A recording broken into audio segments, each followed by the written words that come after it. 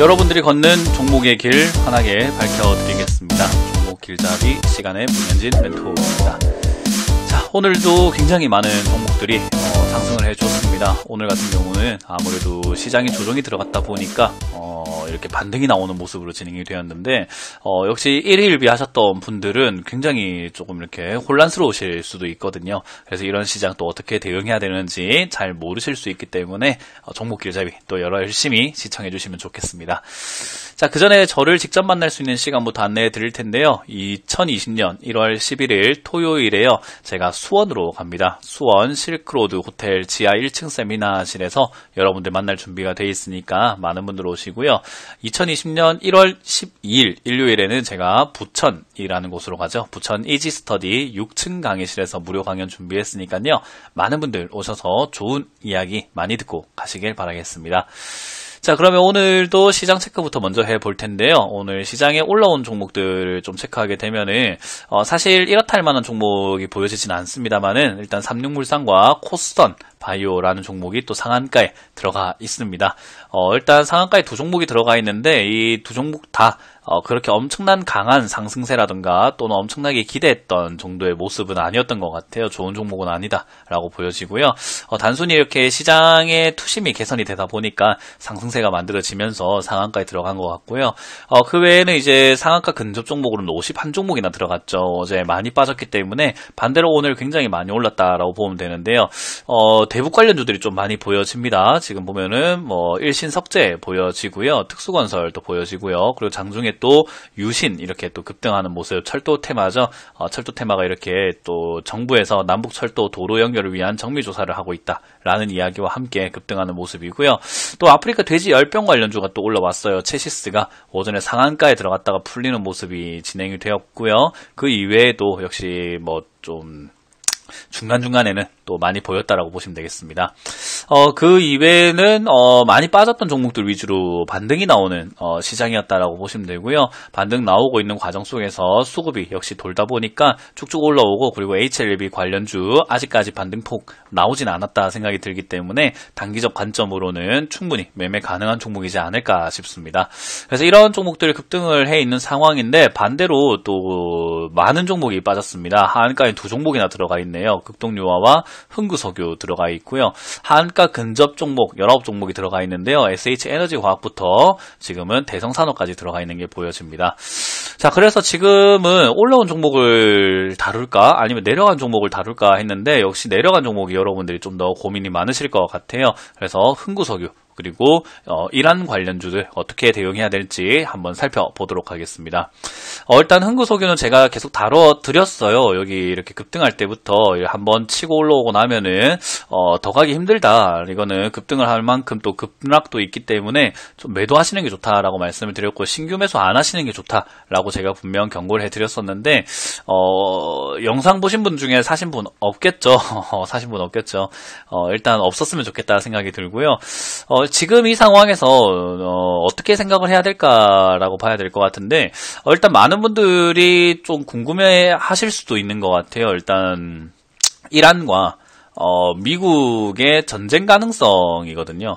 이거에 대해서 궁금해 하시는 분들이 있는데 솔직히 전쟁 가능성은 크지 않다라고 보시면 될 것 같습니다. 이거는 확언을 할 수는 없는 부분이겠지만요. 일단 냉정하게 객관적인 자료를 통해서 우리가 체크를 한번 해본다고 했을 때요. 이란과 미국은 전쟁이 되질 않아요. 일단 국력 차이가 너무 심하기 때문에 사실 계란으로 바위 치는 꼴이 돼버리거든요. 그래서 이란은 미국에게 전면전을 요청할 수 없는 그런 상황이라고 보면 되고요. 그럼 이제 이란이 할 수 있는 최대 반발이라고 한다면 국지성 테러라고 하죠. 테러 정도는 일어날 수 있겠지만 그 테러도 좀 상황을 봐가면서 할 가능성이 높다라고 보여집니다. 결국 국력 차이가 크고요. 그리고 이란을 편들어줄 수 있는 국가가 좀 많이 있을까를 봤을 때 이란은 지금 주변 국가죠. 중동에 있는 주변 국가들 몇몇 국가들만 편을 들 수 있을 뿐 중국도 편들기 힘들고 여기저기 러시아도 편을 들기는 사실은 공식적으로 편들기 힘든 상황이에요. 그래서 이런 상황에서 이란이 지금은 전쟁하게 되면 굉장히 불리한 상황이고요. 그리고 미국 입장에서도 전쟁을 확 일으켜버리는 것보다는요, 전쟁 가능성이 있는, 그리고 국방비라든가 이런 국력을 강화시킬 수 있는 요소가 있을 수 있는 이런 보안을 위협할 수 있는 존재가 있다라는 것이요, 미국 국력을 더 상승을 시키고, 그리고 국방비를 더 걷어내는 데 있어서는 더 유리한 고점에 유리한 점에 취할 수 있다는 거죠. 그렇기 때문에 이란과 바로 전쟁을 해서 얻을 수 있는 이득보다는 전쟁 가능성, 위협성으로 잠재적 요소로 남겨놓는 것이 미국 입장에서는요, 훨씬 유리한 상태라고 보시면 좋을 것 같습니다. 그런 상황에서 지금 의도가 뭐가 됐든지 간에 결론적으로 봤을 때 원유값이 이렇게 올라오게 되는 상황이 되었는데요. 그렇게 되었을 때 이란 원유값이 올라간다. 일단 파는 입장에서는 원유값 올라가면 좋겠죠. 이게 잘 이해가 안 되시는 분들도 혹시 있을 수도 있는데, 반도체 생각하시면 될 것 같습니다. 반도체 가격이 올라가니까 삼성전자의 영업이익이 좋아졌다, SK하이닉스의 영업이익이 좋아졌다라고 해서 우리가 2017년, 18년 삼성전자의 독주를 한번 봤잖아요.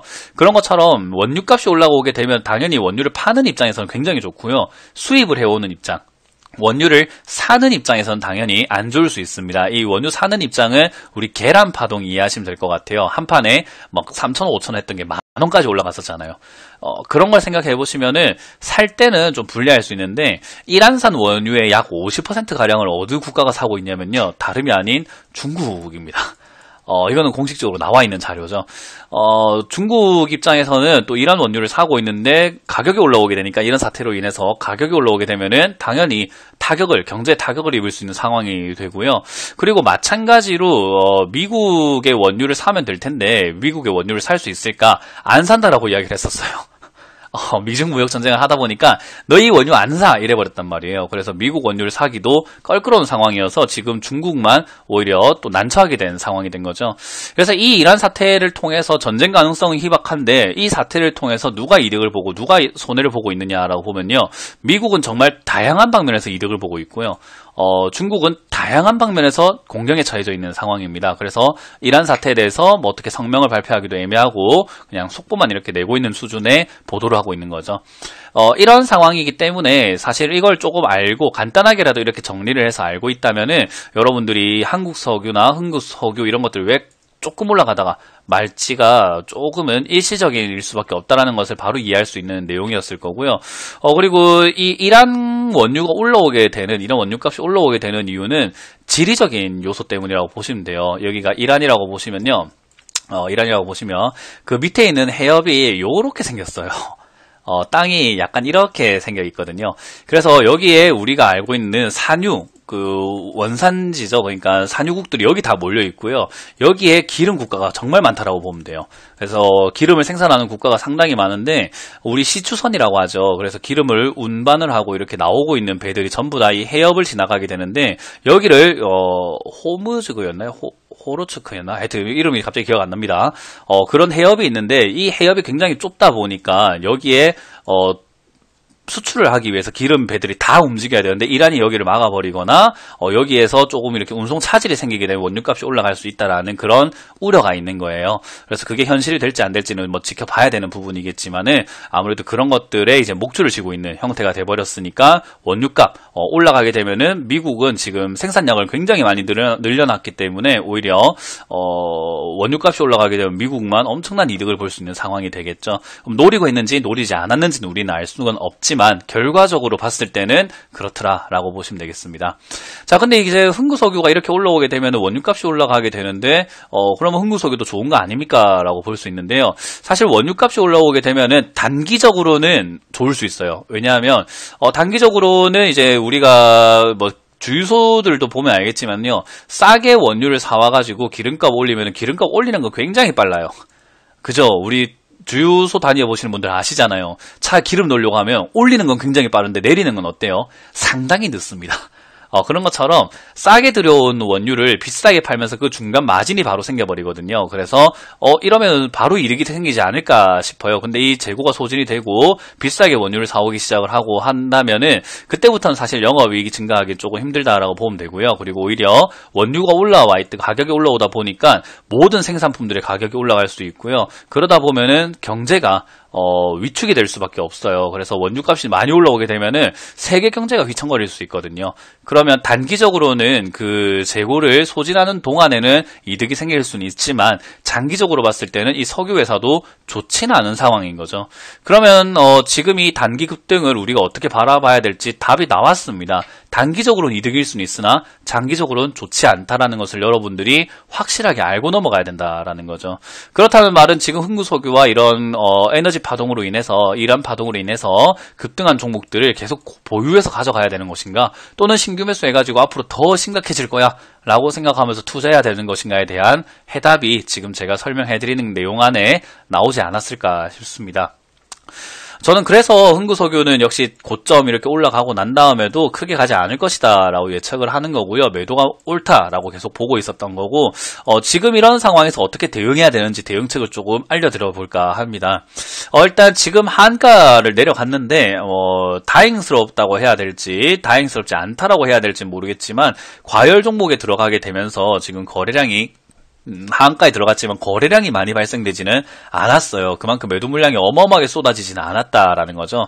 마찬가지로 극동유화 이런 쪽들도 하한가에 들어가긴 했으나 그렇지 않았고요. SH에너지화학도 하한가 부근에 거의 내려간 수준으로 떨어졌죠. 23%. 그러나 거래량이 어마어마하지 않다라는 것을 봤을 때 테마가 바로 죽었다라고 보기는 힘듭니다. 역시 이란 사태도 크게 번지지 않을 가능성이 높다라고 하지만 솔직히 어떻게 변수가 더 터질지는 알 수가 없는 상황이다 보니까 다시 또 심각해졌다가 또다시 유해졌다가를 반복할 수 있다는 거예요. 그래서 지금 여기서부터는 우리가 흔히 말하는 고가놀이가 될 가능성이 높고 이렇게 자꾸 흔들어댈 가능성이 높아요. 그래서 혹시나 고가에 매수하셨던 분들이라고 한다면요, 너무 놀라지 마시고 아직까지 끝난 건 아니거든요. 그래서 조금 더 하락한다고 하더라도 저는 5,500원 부근 지난 저점 여기서 지시했던 자리에서는요, 추가 매수를 약간 진행을 해놓으신다면 반등 때 약간 손실 없이 탈출할 수 있는 전략이 될 것 같고요. 비중이 조금 많거나 그리고 내가 이런 위험을 감수하고 싶진 않다라고 하신다면은 그냥 추가 매수 없이 가져가신다 하더라도 8,000원대에서 또는 이슈 크기에 따라서 만원까지는 다시 한번 올라와 줄 수 있습니다. 그래서 여기서 여러분들이 정리할 수 있는 구간을 좀 마련할 수 있지 않을까 싶어요. 그래서 이런 변동이 큰 종목들은요, 빠졌다고 해서 무조건 손절하는 것이 정답은 아니라는 것을 여러분들이 조금 아시는 게 좋을 것 같고요. 빠졌을 때 다시 반등이 나올 수 있다는 것을 염두에 두고 비중을 조금 처음부터 그렇게 정하고 들어가는 게 좋고, 이왕이면 안 들어가는 게 좋겠지만 그리고 들어갔다면은 그런 게 좋다라고 보시면 되고요. 어쨌든 지금 이 흥구석유와 모든 이 이란 관련주들은요, 다시 반등 나올 가능성이 높습니다. 단 그 반등 폭은 이슈 크기에 따라서 달라지는 거기 때문에요, 어디까지 간다 이렇게 생각하지 마시고 반등이 나올 때 잘 정리하셔가지고 이런 종목들보다 일시적인 테마보다는요, 지금 얘들 다 빠지고 나니까 오늘 올라온 종목들이 많잖아요. 그만큼 지금 올라가고 싶어서 안달난 종목들이 많이 있습니다. 사마 콘덴서도 있을 거고요.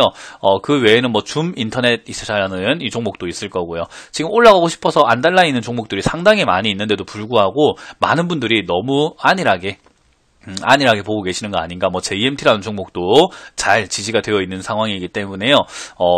굳이 이렇게 이란 테마에, 일시적인 테마에 몸을 담아야 될까 생각이 듭니다. 마찬가지로 오늘 올라왔던 아프리카 테마도, 아프리카 돼지열병 테마도 일시적일 수 있는 상황이기 때문에 그런 테마들보다는 OLED 관련주라던가 반도체 관련주라던가 그리고 제약 바이오 중에서 실적이 잘 나오고 있는 기업들을 선정을 하시는 것도 방법이 될 수 있다는 거 기억하시면 좋겠네요.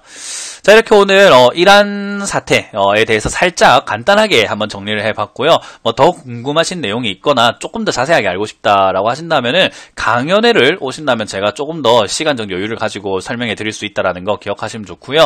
그런 상황에서 2020년도 전망을 제가 또 아주 간결하게 또 해드릴 수 있으니까요. 오셔서 좋은 이야기 듣고 가시면서, 아무래도 이 요즘 시장 이렇게 일시적인 테마로 사람들을 유혹하는 경우들이 많기 때문에요. 너무 유혹에 빠지지 않도록 조심하시는 여러분들이 되셨으면 좋겠습니다.